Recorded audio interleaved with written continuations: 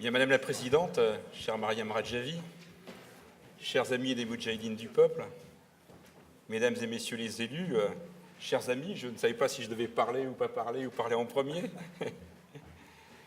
Mesdames et Messieurs, chers amis, je vais rebondir sur ce que disait Madame la Présidente et Dominique Lefebvre. Vous disiez, Madame la Présidente, que nous étions ici ce soir au siège du Conseil national de la résistance iranienne. Oui, mais dans notre esprit et dans notre cœur, nous sommes naturellement au sein de ce siège, mais nous sommes ici tous chez nous.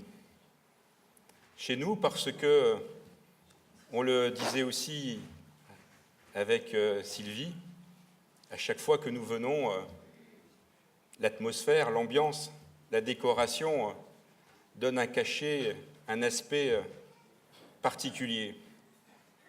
Et encore une fois, tout est parfaitement réussi. Et à cette époque de l'année, on présente nos vœux de bonne année, de bonne santé, parce que c'est la tradition, parce que c'est l'usage, parce que c'est aussi bien de le faire. Et puis après, on se dit, est-ce que les vœux prononcés vont se réaliser? Et chaque année, on ne le fait peut-être pas, mais quand on regarde en arrière, certains vœux ne se réalisent pas. Et malheureusement, trop souvent, peut-être les plus importants ne se réalisent pas. Et c'est Albert Einstein qui disait « Nous aurons le destin que nous aurons mérité ». Et on le constate, le monde change, la France change, la société change.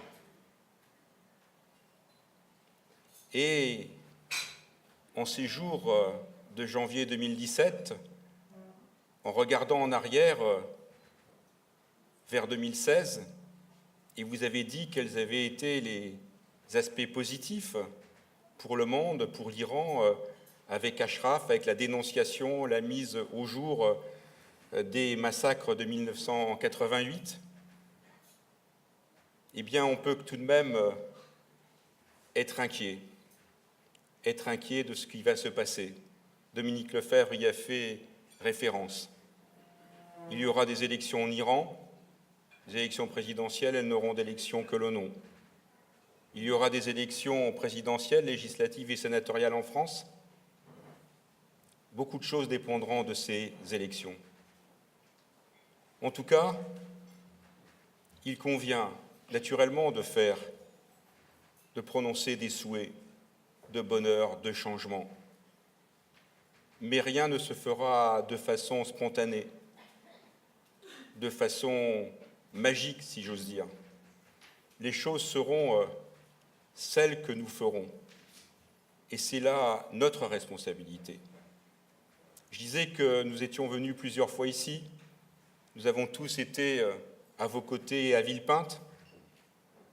Et finalement, lorsque le président Rouhani est arrivé aux responsabilités en Iran, mais je devrais dire quand est-ce qu'il est arrivé pour continuer à perpétrer les atrocités, d'aucuns disaient c'est un président modéré, donc ça va aller mieux.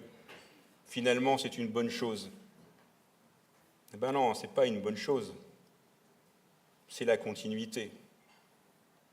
Et ça a été dit aussi par vous-même, Madame la Présidente, à de multiples reprises, par Dominique Lefebvre à l'instant, à l'intérieur du pays. À l'intérieur du pays, pour le moins, pardonnez-moi cette lapalissade, on ne vit pas comme on vit en France. Vous nous informez, nous sommes informés, et aujourd'hui l'information va au-delà de vos rangs, parce que la réalité est celle-là, atroce, et les mots ont leur importance. Nous, on ne sait pas trop ce que c'est que la peine de mort dans nos familles, parce qu'elle a été abolie il n'y a pas si longtemps que ça, finalement, 1981. Mais il y a des gens qui meurent pendus aux grues, des jeunes, des mineurs, comme le disait Dominique.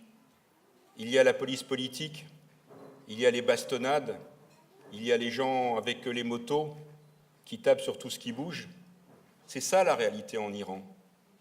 Naturellement, l'Iran est un beau pays, il commence à s'ouvrir.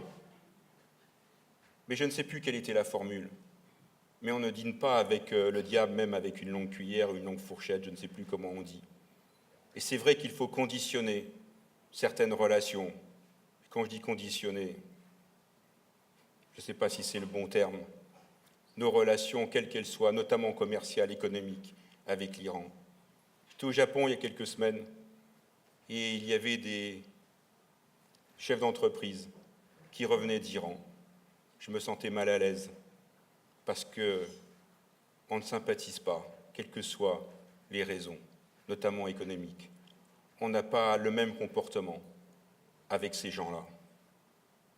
Alors le peuple d'Iran, pour ceux qui seraient cyniques, on pourrait s'en moquer en disant « nous, finalement, ici, on est bien, les choses se passent bien ».